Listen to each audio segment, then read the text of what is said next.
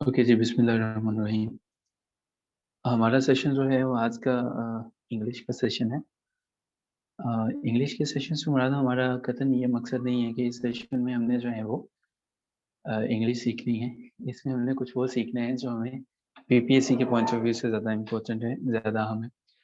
अच्छा, हम जानते हैं कि हमारे पास पीपीएससी का जो सेशन होता है वो 2 तरह से डिवाइडेड होता है। एक तो हमारा अपना सब्जेक्ट बेस्ड होता है, जिसमें हमारा 1 पेपर अगर एग्ज़ाम है तो इंग्लिश का पोर्शन तो होता ही होता है। इंग्लिश जो है वो कुछ ऐसे पोर्शन की तरह है जो कि हर पोर्शन में शामिल होते हैं। एक ऐसी सब्ज़ी है जिसे हर एक के साथ मिल के जो है वो पकाया जा सकता है। तो हमने इस सेशन के अंदर जो है हमारा ये सेशन बेसिकली 4 जो है वो सब सेक्शंस के अंदर जो है वो डिवाइडेड होगा। 4 सब सेक्शंस के अंदर जो है वो जब हम इसको समझने की कोशिश करेंगे, तो उसमें हमारे पास जो है वो पहले नंबर पे हमारा पोर्शन होगा, वोकैब्युलरी का पोर्शन होगा, ठीक है? और दूसरे नंबर पे हमारा जो है वो पोर्शन होगा जिसमें हम कुछ इम्पोर्टेंट देखेंगे, फ्रेज़ल वर्ब्स को देखेंगे और इडियम्स को देखेंगे। तीसरे नंबर पे हम जो हैं कुछ प्रीपोज़िशंस के जो मोस्ट रिपीटेडली मिस्टेक्स हैं, उनको देखेंगे और लास्ट में हम जो हैं वो देखेंगे और कोशिश करेंगे कि हम ये समझ सकें कि किस तरह से हमें अपने जो एग्ज़ाम है उसके अंदर जो 20 मार्क्स का पोर्शन है उसको बेहतर करना है। सो इससे पहले कि हम आज की डिस्कशन का आगाज़ करें, मैं इस चीज़ को मेक इट श्योर कर रहा हूँ कि आपके सामने व्हाइट बोर्ड मौजूद है और आप इसको बिल्कुल देख पा रहे हैं। सो क्या आपको स्क्रीन नज़र आ रही है?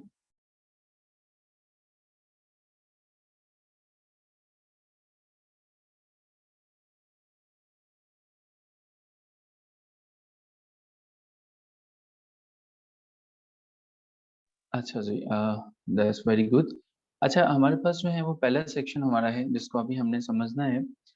पहले सेक्शन में हमारे पास जो है वो वोकैब्युलरी के वर्ड्स हैं। ये तमाम के तमाम वोकैब्युलरी के वो वर्ड्स हैं जो हमारे पास पिछले पेपर्स में बार-बार आ चुके हैं। अच्छा, इसमें ऐसा नहीं है कि पिछले पेपर से मुराद हमारे पास सिर्फ़ पीपीएससी के ही पिछले पेपर हैं। हमारे पास मोस्ट एक्सपेक्टेड वर्ड्स होते हैं। हर एक एग्ज़ाम का कुछ डाटा बैंक होता है जिन्हें वो फ़ॉलो कर रहे होते हैं। सो हम जो हैं वोकैब्युलरी में हम जो है वो टोटल 20 वर्ड्स जो हैं उन्हें मेमोराइज़ करने की कोशिश करेंगे। इन्हें समझने की कोशिश करेंगे और कोशिश करेंगे कि जब हम इन वर्ड्स को समझें, तो हमें ये देर तक याद भी रह सके। सो हमारी ये पहली एक्टिविटी है। इस एक्टिविटी में आपने कोशिश करनी है कि जब हम बात कर रहे हैं, जब हम समझने की कोशिश कर रहे हैं, तो आप इनको समझेंगे, इन वर्ड्स को समझेंगे। अगर अभी तक आपने अपनी नोटबुक्स जो हैं वो इसके साथ-साथ बनाना नहीं शुरू की, या सेपरेटली नहीं मेंशन की, तो उसे मेंशन ज़रूर कर लीजिएगा, उन्हें नोट करते चलिएगा। अच्छा, पहले हमारे पास वर्ड है गोबल। गोबल। अच्छा, इसलिए हमारे पास नॉर्मली जो है वो वर्ब के तौर पे यूज़ होता है। गोबल हम कहते हैं कि to eat food too fast. कोई ऐसा पर्सन जो है, बाज़ औक़ात आपने देखा होगा कि आपको कहीं कहीं जाना पड़ जाता है, किसी जगह पे जाना पड़ जाता है। हम क्या करते हैं, अपने ब्रेकफ़ास्ट को या अपनी चीज़ों को बड़ी जल्दी से ले रहे होते हैं। So to eat food too fast, कि बहुत तेज़ी से जो है वो खाने वाले। तो गोबल का जो है वो कोई जुमला अगर आप बना सकें ताकि हम देख सकें, इस तरह से बनाइएगा कि ये एज़ अ वर्ड जो है वो इसका मीनिंग क्लियर हो जाए। सो गोबल का ये पहली एक्टिविटी आपके लिए है, आपने चैट बॉक्स में कोई इसका जुमला बनाना है ताकि आपको ये समझ में भी आ जाए। सो प्लीज़ आप देखते हैं कि आपको क्या इसका होता है। सो दैट्स फाइन कि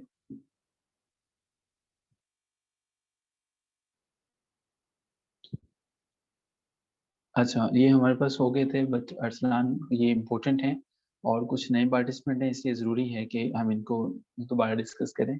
तो आप थोड़ा-सा बेयर कर लीजिएगा इस पोर्शन को।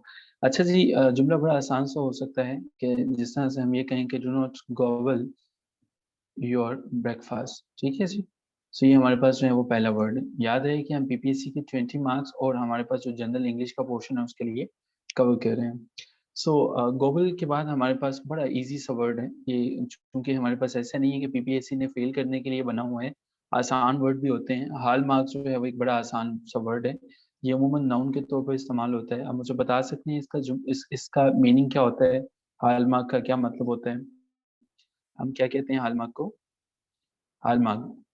अच्छा, हॉलमार्क हमारे पास जो है वो कहा जाता है कि जब हमारे पास कोई किसी चीज़ का जो पर्टिकुलर क्वालिटी होती है, एक सर्टेन पर्सन होता है, कोई मुस्तनद सी चीज़ होती है, किसी चीज़ को एक पर्टिकुलर क्वालिटी किसी की होती है, वो हमारे पास हॉलमार्क कहलाते हैं, ठीक है? जिस तरह से जो देखते हैं, मिसाल के तौर पर कुछ लोग हैं, कर्टेसी उनकी हॉलमार्क होती है। कुछ लोग जो हैं वो अच्छा लिखते हैं, कुछ अच्छा बोलते हैं, तो हम कह सकते हैं कि good writing is the hallmark of Azka. ठीक है जी। सो अज़का की जो है वो हॉलमार्क है। तो हमने दो वर्ड जो हैं वो इन्हें समझ लिया। मैं लफ्ज़ समझने पे ज़ोर दूँगा ताकि आप जो है वो ये ज़हन से निकाल दें कि आपने कुछ भी अभी याद किया, ठीक है। सो नेक्स्ट हमारे पास जो तीसरा वर्ड है वो हमारे पास है मैसोकिज़्म।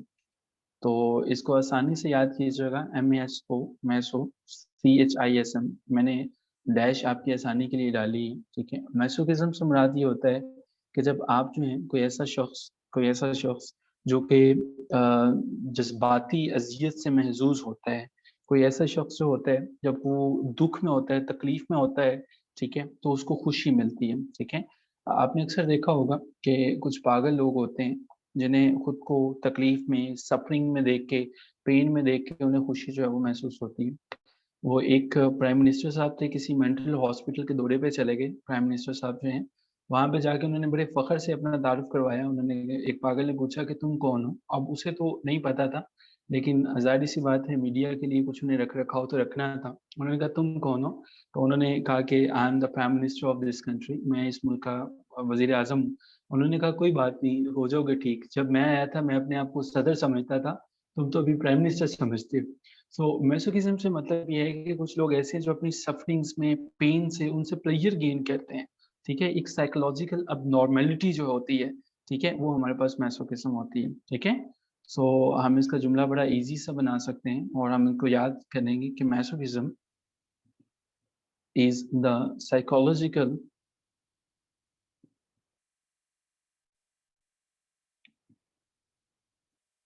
एब्नॉर्मैलिटी।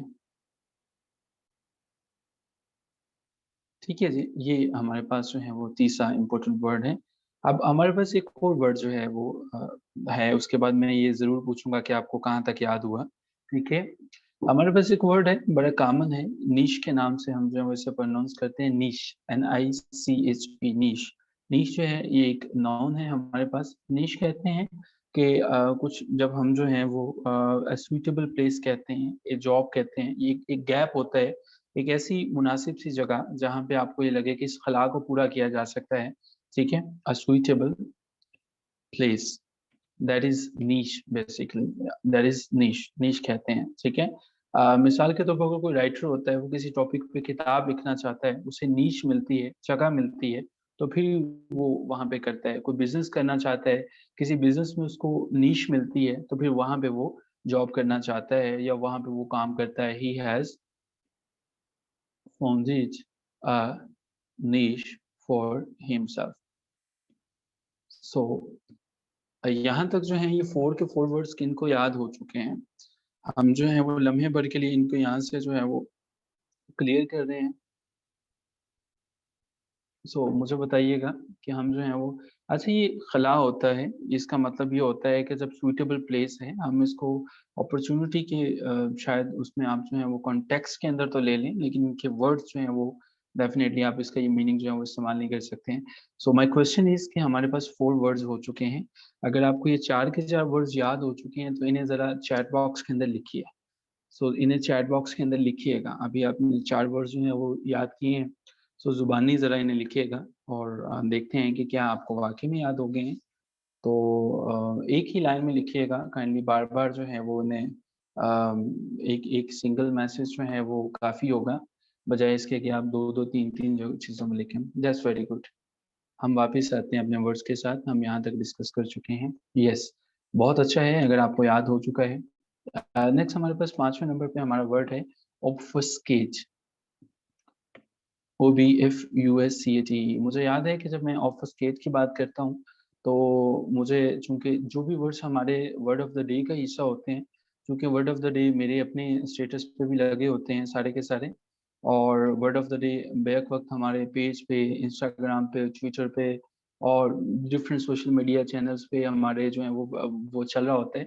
तो मुझे यकीन है कि आप में से मोस्टली लोग जो हैं वो वर्ड ऑफ द डे को ज़रूर याद करते होंगे। ये एक बड़ी अच्छी ट्रिक है, जो मैंने आज से तकरीबन 7 साल पहले फ़ॉलो करना शुरू किया था।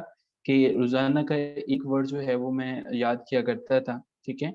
और साल के 365 वर्ड्स हो जाते थे, तो हमने ये आइडिया दिया कि क्यों ना जो वर्ड है इसको डेली बेसिस पे शेयर किया जा सके। तो आपने देखा होगा कि एमओसीसी का जो ऑफ़िशियल पेज है, उसके ऊपर भी रोज़ाना की बुनियाद पे वर्ड जो है वो एक शेयर किया जाता है और ना सिर्फ़ उस वर्ड के अंदर जो है, ये ख़ासियत होती है कि उसका जुमला भी नीचे जो है वो बनाया जाता है और जुमले को अंदर भी हम कोशिश करते हैं कि वो वाले वर्ड्स इस्तेमाल करें कि जिसके अंदर जो है वो कोई और वर्ड हो, ठीक है? यानी कि हम हाइपरलिंक छोड़ते चले जाते हैं। सो वन वर्ड जो होता है हम डेली बेसिस पे उसकी टाइप भी बता देते हैं और वो पिक्चर मोड में इसलिए होता है क्योंकि स्क्रीनशॉट लेना आसान रहे आपके लिए और आप आसानी से देख सकें। सो आप में से कितने लोग ऐसे हैं जो कि स याद करते हैं ताकि आज हमारे पास कोई 20-31 पार्टिसिपेंट हैं। कितने लोग ऐसे हैं जो वर्ड ऑफ द डे को डेली बेसिस पे याद करते हैं? यू में से मी लाइक आप जो हैं वो मी काफ़ी होगा ये बताने के लिए कि आप याद करते हैं। दैट्स वंडरफुल कि आप अगर करते हैं, अगर आप नहीं करते तो इस एक्टिविटी को ज़रूर अपनी आदत, अपना हिस्सा बना लीजिएगा, ये आपको लॉन्ग टर्म में बहुत बेनिफिट देगी। सो हम ऑब्फस्केट जो है इसके मुतालिक हम बात कर रहे थे, ऑब्फस्केट का मतलब क्या होता है? चूँकि ये वर्ड हम ऑलरेडी भी शेयर कर चुके हैं, लेकिन फिर भी आपकी आसानी के लिए, आपको इस वर्ड की अगर आप इसको थोड़ा-सा गौर करें, जब आप किसी चीज़ को रोक देते हो, स्टॉप कर देते हो, किसी को इस तरह से स्टॉप करते हो इंटेंशनली किसी के काम को रोकते हो कि उसको तारीक कर देना, किसी को जो है वो बिल्कुल अंधेरा ले आना, ठीक है? मिसाल के तौर पर दिस रिपोर्ट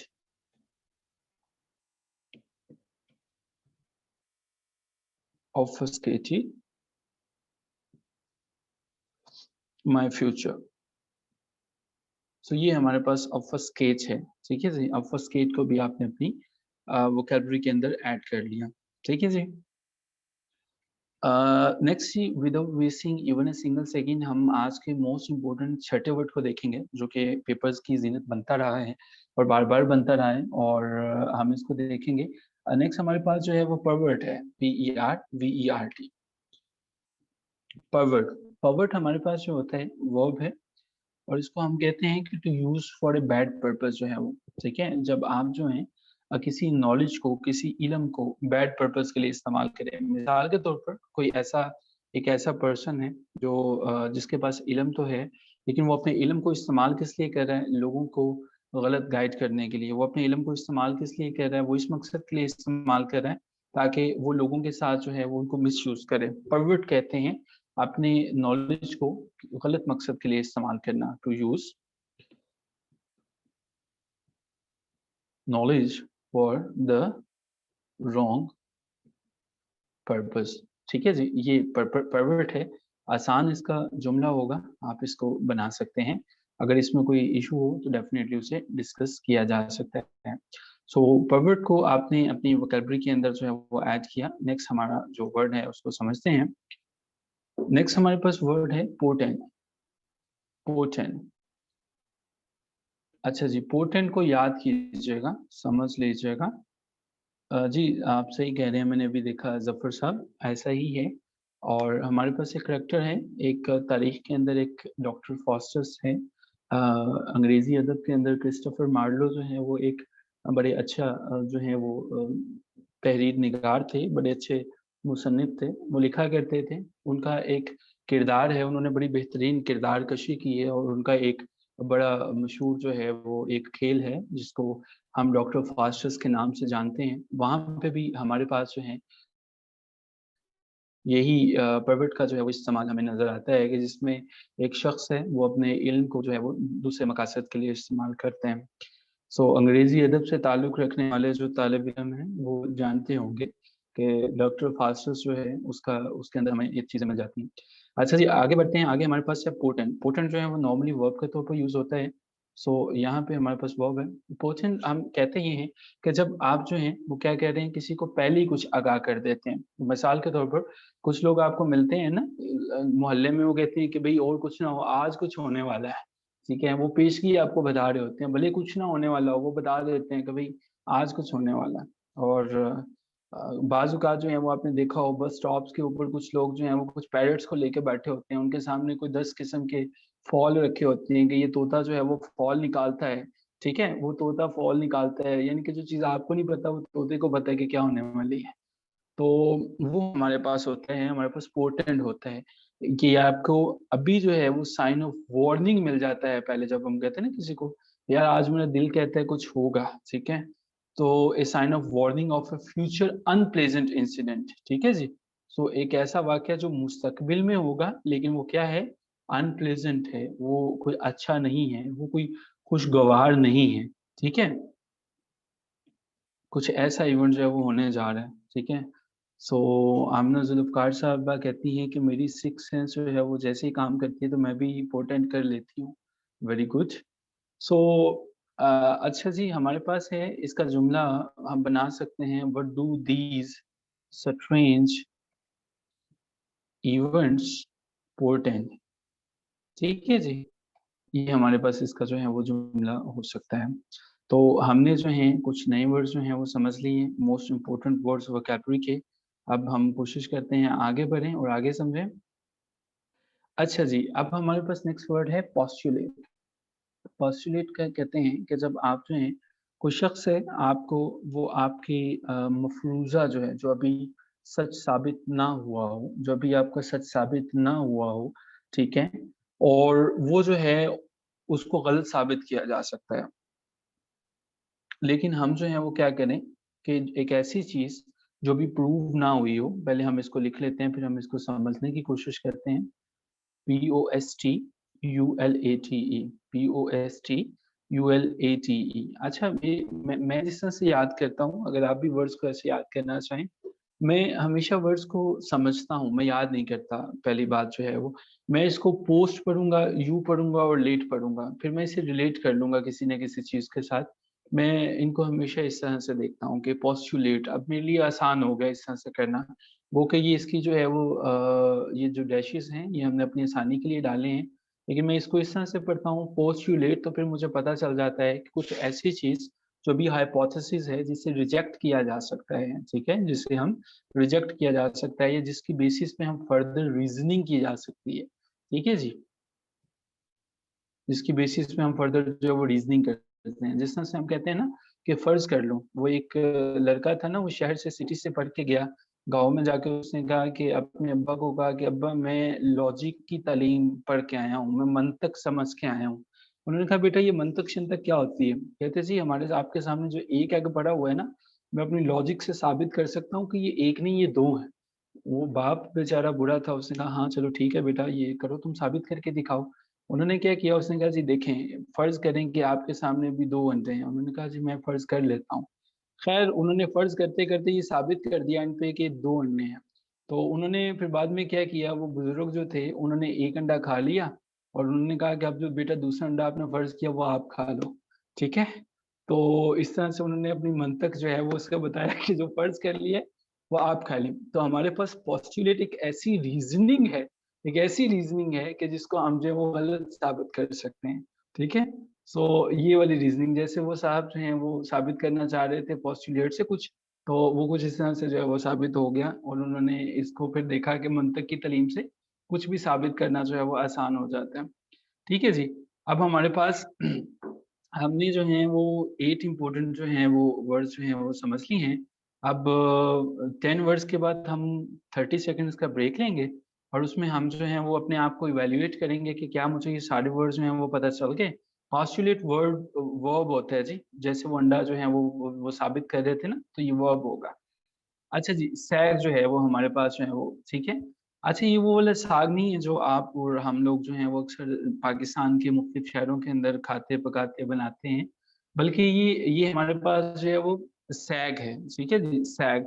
सैग का मतलब होता है 2 इसके मतलब होंगे। इसका पहला मीनिंग तो ये होता है कि जब कोई आप देखते हो, कोई शख्स है, वो अपनी स्ट्रेंथ के अंदर कमज़ोर होता चला जाता है। ठीक है? स्ट्रेंथ के अंदर जो है कोई शख्स है, वो वीकर होता चला जाता है, तो ये वो है हमारे पास जो है। ठीक है, पहला तो ये है सैग का मतलब। दूसरा मतलब ये है कि कीमतों का कम होना, किसी शख्स का झुक जाना, ठीक है? तो वो भी हमारे पास सैग है, ठीक है? टू बिकम वीकर यानी कि जो भी है, जब वो कोई वीकर होता चला जाता है, कमज़ोर होता चला जाता है दैट इज़ बेसिकली सैग। ठीक है जी? हमें ये समझ में आया कि सैग का मतलब है जब कोई स्ट्रेंथ में वीकर हो जाता है या वो कमजोर होता चला जाता है। दैट इज सैग। सो अब हमारे पास जो है आज का हमारा पहले जो सेक्शन का लास्ट वर्ड है, and that is very easy. आप अक्सर जो है वो इसको वर्ड को देखते भी हैं, सुनते भी हैं, और शायद आप में से कईयों ने समझने की भी कोशिश की हो। वो है सिंक्रोनाइज, SYNC। अब इसको मैं याद करूंगा, SYNC तक रुकूंगा, उसके बाद जो है बल्कि SYN तक रुकें, CHRONISE, सिंक्रोनाइज। सिंक्रोनाइज का मतलब है कि कोई ऐसा काम जो एक ही वक्त में एक ही स्पीड के साथ हो रहा हो। ठीक है। जफर साहब, चूंकि आपका ताल्लुक अंग्रेजी से नहीं है, तो आपका ये जुमला जो है वो मैं इस तरह से ठीक समझूंगा, ग्रामर को जो है वो बिल्कुल इग्नोर करते हुए। हाँ जी समिया, आप ठीक कह रहे हैं। अच्छा जी, सिंक्रोनाइज, सिंक्रोनाइज, सिंक्रोनाइज। सिंक्रोनाइज का मतलब क्या होता है हमारे पास? To happen at the same time and speed. ठीक है जी। अब ऐसा नहीं है कि आप साग को जो है वो सिंक्रोनाइज करना शुरू कर दें कि एक ही स्पीड के साथ जो वो हो जाए।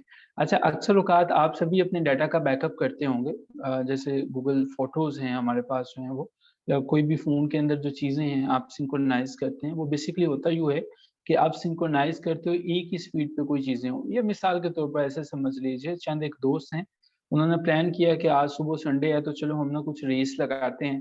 तो हम सब अपनी अपनी घड़ियों को सिंक्रोनाइज कर लेते हैं। ठीक है जी। सिंक्रोनाइज किस लिए कर लेते हैं? ताकि वो एक ही स्पीड पर एक ही टाइम बताएं और हमें पता चले कि ये सारी की सारी चीजें जो हैं वो बिल्कुल ठीक हो रही हैं। अभी हम यहाँ पे 30 सेकंड्स के लिए रुकेंगे। हम आंखें बंद करके देखेंगे, मुहासिबा करेंगे कि हमें कितने वर्ड्स याद हो गए हैं। Global, hallmark, masochism, niche, obfuscate, pervert, potent, postulate, sag and synchronise.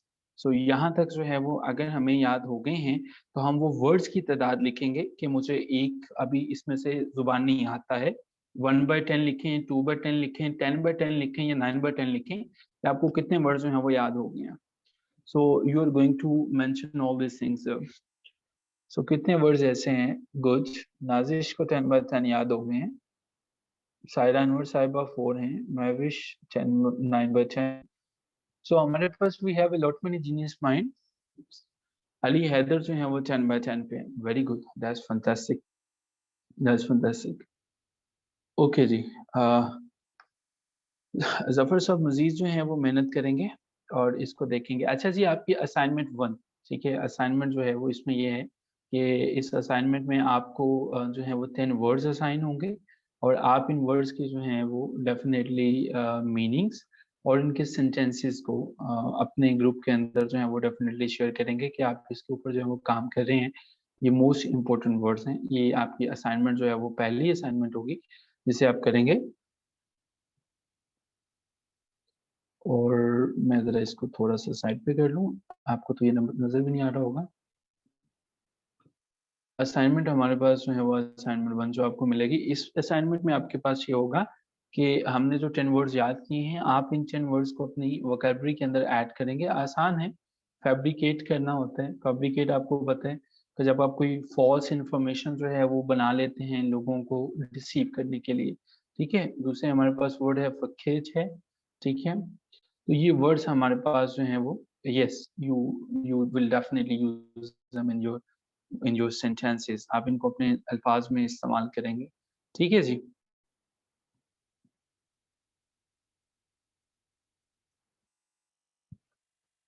Next हमारे पास वर्ड है फोर्ट्यूटस, FORTUITOUS। ठीक है जी। ये वर्ड जो हैं वो आप करेंगे। आप इस स्क्रीन का स्क्रीनशॉट भी ले सकते हैं। ये रिलेटिवली आसान अल्फाज हैं, इन्फ्लेटेड, लेकिन सारे के सारे हमारे जो हैं वो साबका इम्तिहान में से हैं। ठीक है जी। उसके बाद हम जो हैं वो आगे बढ़ते हैं।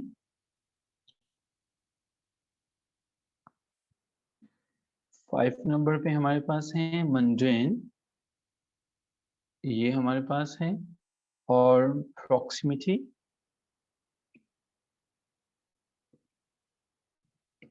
देन हमारे पास 7 नंबर पे हमारे पास आ जाता है रीडिंग। ये निस्बतन आसान अल्फाज हैं जो मैंने आपको असाइन किए हैं, ये काफ़ी इजी हैं। मुमकिन है लॉट मेनी वर्ड्स आपको आते भी हों और इनको समझना भी आसान है, लेकिन चूँकि आपकी असाइनमेंट है तो आप इसे करके सेंड करेंगे, ठीक है जी? देन हमारे पास लास्ट है स्ट्रिकलर। स्टिकलर है और बल्कि हम 10 पूरे करते हैं। 10 नंबर पे हमारे पास है वेंडिटा। ऑलराइट जी, सो ये आपकी असाइनमेंट नंबर 1 है। इस असाइनमेंट में आप इन वर्ड्स के मीनिंग्स को याद करने के बाद जो है, अपना जो इन्हें अपने वर्ड्स के अंदर इस्तेमाल करेंगे। That is an optional activity कि अगर आप इसको चेक सेंड करते हैं ग्रुप में, डेफिनिटली हम इसको चेक करते हैं and we are going to get you back individually. और अगर आप नहीं भी करना चाहें तो दैट्स योर ऑप्शनल एक्टिविटी, आप इसे अपने पास भी रख सकते हैं, बट ये ऑप्शनल एक्टिविटी है बैच 15 के स्टूडेंट्स के लिए। बैच 16 के जो पार्टिसिपेंट्स हैं उनके लिए ये मैंडेटरी एक्सरसाइज है, बिकॉज आपका जो इंग्लिश का पोर्शन है वो डेफिनेटली ज़्यादा मार्क्स का है। सो आप इसको मैंडेटरी है आपके लिए। जो राना अली हैदर साहब आपके वाला जो ग्रुप है बैच 16 के हमारे जो पार्टिसिपेंट्स हैं, तो उन्होंने इसको जो है वो डेफिनेटली मुकम्मल करना है। ओके जी, सो हम जो हैं यहाँ पे पहले ही हमारा जो है वो सेक्शन मुकम्मल होता है। इसमें हमने कोशिश की कि हम 20 वर्ड्स के साथ, नए वर्ड्स के साथ दोस्ती कर सकें, जिसमें हमारे पास पहला जो हमारे पास पोर्शन था वो ये वाला पोर्शन था जो हमारे पास है। उम्मीद है आपने इसका स्क्रीनशॉट ले लिया होगा। जो दूसरा हमारा पोर्शन है वो हमारे पास ये है जिसमें हमारे पास असाइनमेंट है। अगर यहाँ तक कोई क्वेश्चन हो तो आप क्वेश्चन पूछ सकते हैं, वरना हम अपनी सेकंड सेक्शन की तरफ बढ़ते हैं जो कि हमारे पास मोस्ट इम्पोर्टेंट फ्रेजल वर्ब्स के ऊपर मुश्तमिल है। सो अगर आपको कोई क्वेश्चन है तो हम 30 सेकंड्स के लिए वेट करेंगे क्वेश्चंस का।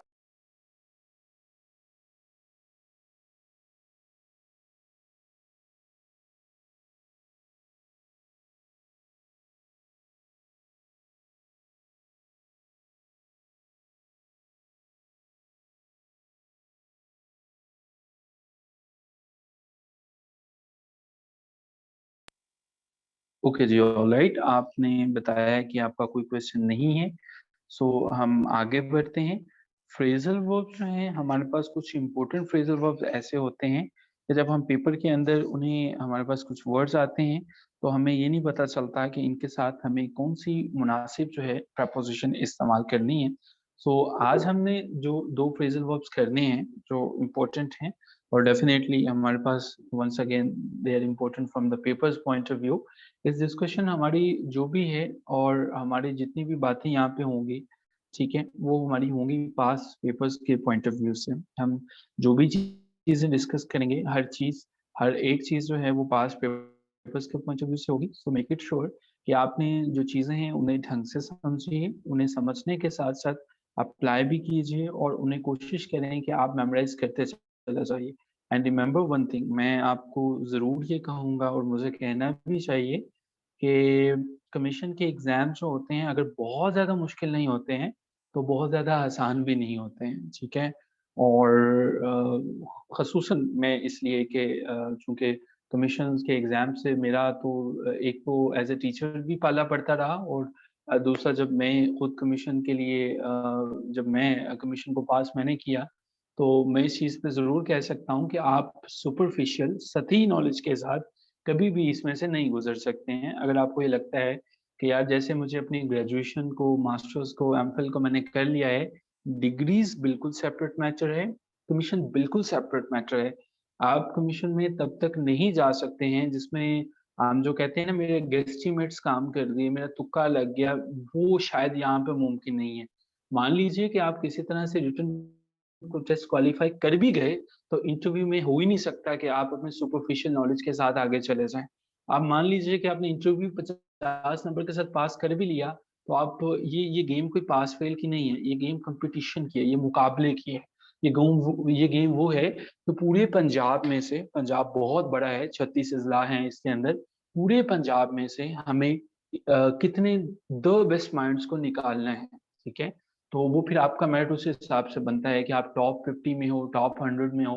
या फिर आप जो हैं वो नहीं हो, तो ये देख लीजिएगा इसे। सो थोड़ी-थोड़ी चीज़ें जो होती हैं ना, कश्ती जो होती है ना बहुत बड़ी जो होती है, वो ऐसा नहीं कि वो दरमियान से टूटे टाइटैनिक की तरह तो फिर ही जो है वो तबाह होती है, बल्कि टाइटैनिक भी पहले देखें छोटा-सा होल होता है।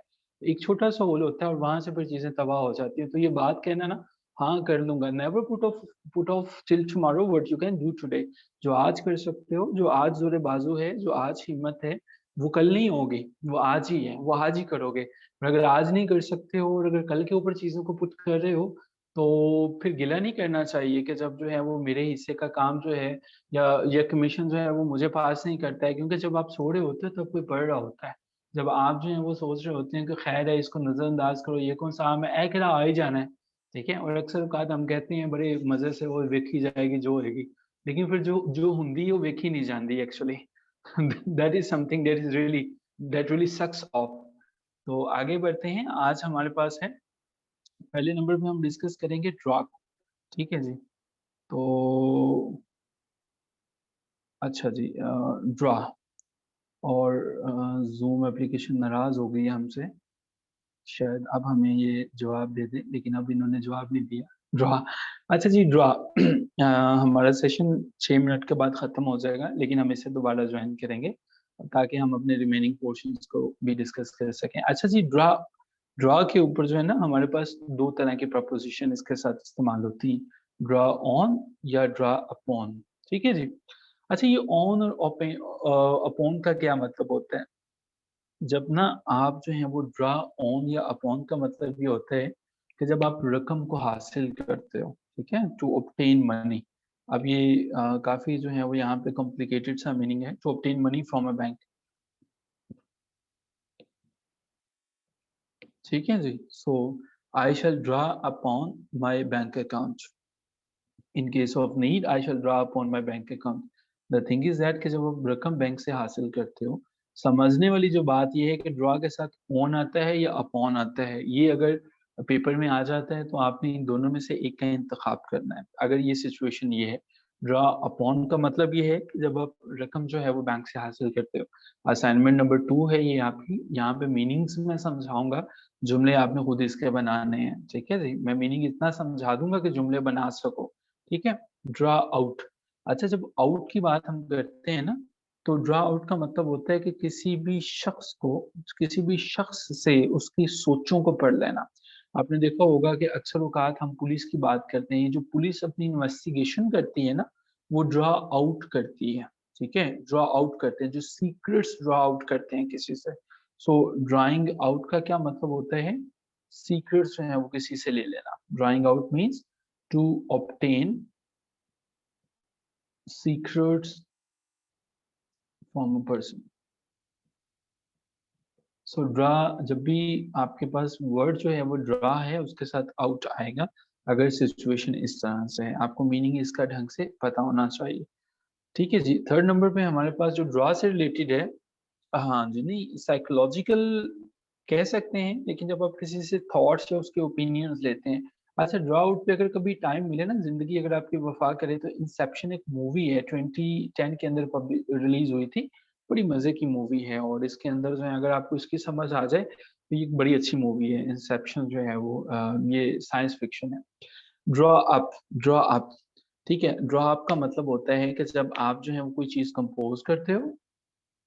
अच्छा, ये मैंने इसलिए कहा समझ में आ जाए, ऐसा नहीं है कि ये आपको समझ में नहीं आती नॉर्मली बातें, ये इसलिए है, इंसेप्शन को समझना मुश्किल है। मुझे भी समझ में नहीं आई थी, जब तक मैंने इसे दोबारा नहीं देखा था। ये मूवी काफ़ी मुश्किल है, इसका प्लॉट काफ़ी मुश्किल है, लेकिन इसके लिए जो है जब हम दूसरी दफ़ा देखते हैं, हमें अच्छे से समझ आ जाती है। ठीक है जी? तो ड्रॉ अप का मतलब होता है to compose art, to draft. ठीक है? सो हमारे पास जो है वो ड्रॉ अप का मतलब है जब आप कोई चीज़ कंपोज़ करते हो या 3 दफ़ा देख ली है, अभी तक समझ नहीं आई। हाँ, ठीक कह रहे हैं अली, हम इसे ना डिस्कस कर सकते हैं किसी दिन, अगर आप फ़ील करें कि इसके ऊपर हमारी बात हो सकती है, तो हम इसको समझ सकते हैं मिल के, हम इस पे अच्छा प्लॉट है। हम भी दोबारा-दोबारा देखेंगे। जी, ज़रूर देखिएगा। अच्छा जी, टू कंपोज़ और टू ड्राफ्ट, ठीक है? जब आप कुछ लिखते हो, मिसाल के तौर पर Ali Haider drew up the scheme and submitted it to authorities. अब यहाँ पे आप जो है वो सिर्फ 3 सेकंड लेंगे, इन वर्ड्स को गौर से देखेंगे और इन्हें अपनी वोकैब्युलरी के अंदर हमेशा के लिए ऐड कर लेंगे। ठीक है जी? सो ड्रू के बाद अब हम अगली एक्टिविटी जो हमारी है वो है ड्रॉप, जो हमारा जिसमें हमारे पास 3 जो है वो फ्रेज़ल वर्ब्स हैं ड्रॉप। ड्रॉप में हमारे पास क्या है, पहले नंबर पे हमारे पास ये आपकी एक्टिविटी होगी, लेकिन मैं इसमें आपको मीनिंग्स बताऊँगा। ड्रॉप ऑफ का मतलब होता है कि जब हमारे पास जो है वो कोई भी सो जाता है, ठीक है? बाज़-औक़ात देखा है आपने कि जब टीचर जो है वो पढ़ा रहा होता है कि जो मदर्स होती हैं वो तो अपनी लोरी से एक बच्चे को सुलाती हैं, लेकिन एक टीचर अपनी लोरी से 35 के 35 बच्चों को सुला देता है, जैसे हमारी क्लास में भी 35 हैं, ठीक है? तो टू फॉल asleep जब सो जाते हैं ना, ठीक है? तो जब मुकम्मल तौर पे सो जाते हैं वो ड्रॉप्ड ऑफ होते हैं, ठीक है? आप जब जब ड्रॉप ऑफ हो जाते हो, ही ड्रॉप्ड ऑफ सो जैसे आप सभी अभी ड्रॉप्ड ऑफ हैं सभी, ठीक है? अच्छा ये ड्रॉप ऑफ का मतलब है जब आप सो जाते हो, लेकिन एक और ड्रॉप है। अगर इस ड्रॉप के साथ अगर आप आउट लगा दो ना, ड्रॉप आउट बड़ा मज़े का मीनिंग हो जाता है फिर इसका मतलब जो होता है, ठीक है? तो ड्रॉप आउट का मतलब ये होता है कि जब आप किसी क्लास के अंदर हो, लेकिन आप उसका उस क्लास में ना रहो, ठीक है? जब आप किसी ग्रुप के अंदर हो, आप उस ग्रुप के अंदर ना रहो, ठीक है? आप किसी ऑर्गनाइज़ेशन का पार्ट हो, वहाँ से निकल रहो। अक्सर देखें तो हम ये समझते हैं कि ड्रॉप्ड आउट हो जाते हैं। पता है जब हम फर्स्ट ईयर, सेकंड ईयर में पढ़ा करते थे, एक ज़माना था जब मैं भी फर्स्ट ईयर में होता था, तो फर्स्ट ईयर में लोग अक्सर ये कहा करते थे कि मैं इसलिए जो है वो मुझे नहीं पता था कि ड्रॉप आउट का मतलब क्या होता था, ड्रॉप का तो पता था, तो ड्रॉप आउट का मतलब नहीं पता था, तो वो ड्रॉप आउट में वो कहते थे कि यार उसे जो है वो कॉलेज की इंतज़ामिया ने उसके बिहेवियर की वज़ह से ड्रॉप आउट कर दिया, ठीक है? सो ड्रॉप आउट का मतलब ये था कि वो हमारे जो दोस्त थे, वो अपनी अच्छी हरकतों की वज़ह से कॉलेज में नहीं रहे, ठीक है? सो ये हमारे पास जो है वो ड्रॉप आउट है, किसी को निकाल देना। थर्ड लास्ट वर्ड है, जो है वो ड्रॉप थ्रू है। मैं दोबारा बता रहा हूँ, सेशन कुछ सेकंड्स के बाद खत्म हो रहा है, हम इस लिंक को दोबारा जॉइन करेंगे। ठीक है जी? ड्रॉप थ्रू का मतलब होता है कि जब आप किसी चीज़ को मुकम्मल पाया तकमील तक ना पहुँचा सको, जब आप फेल हो जाते हो, ठीक है? ड्रॉप थ्रू हो जाते हो, ठीक है? जब आप जो है वो नेग्लिजेंस की वज़ह से नाकाम हो जाते हो, वो ड्रॉप थ्रू है, ठीक है? जी, ज़फ़र साहब एक्सपेल हो जाना, उसका ड्रॉप आउट का होगा। ड्रॉप थ्रू का मतलब होता है टू मिसकैरी, टू फेल, टू मिसकैरी। चलिए जी, हमारे 2 सेक्शंस कंप्लीट हुए। तीसरे सेक्शंस को हम देखते हैं जैसे ही हम वापस आते हैं, इसी लिंक से दोबारा जॉइन होते हैं और फिर हम समझने की कोशिश करते हैं कि इंग्लिश ने और हमारे लिए क्या-क्या दुःख छोड़े हुए हैं, उन दुखों को भी देखते हैं। So hope to see all of you. आपने अगर इसके स्क्रीनशॉट नहीं लिए तो ले